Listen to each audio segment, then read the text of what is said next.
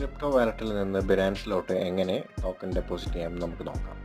അതിനായി നിങ്ങൾക്ക് add fund കൊടുക്കുക, ഓൺ ചെയിൻ ഡെപ്പോസിറ്റ് സെലക്ട് ചെയ്യുക. ഇതിൽ ഏത് ഫണ്ടാണോ വേണ്ടത് അത് ചൂസ് ചെയ്യുക. എന്നിട്ട് ഏത് നെറ്റ്വർക്ക് ആണോ അത് ഇതിൽ നിന്ന് ചൂസ് ചെയ്യുക.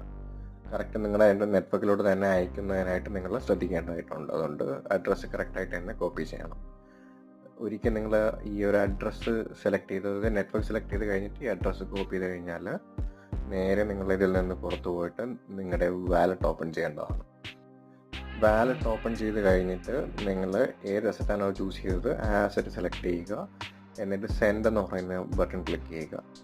ഓക്കെ, ഒരു പേജ് വരും. ഇതിൽ നമ്മൾ ഈ ഒരു ബോക്സിലായിട്ട് നിങ്ങളുടെ അഡ്രസ്സ് കോപ്പി ചെയ്യുക, നെക്സ്റ്റ് കൊടുക്കുക, ബാക്കി നിങ്ങൾ കൺഫർമേഷൻ ചെയ്യുക.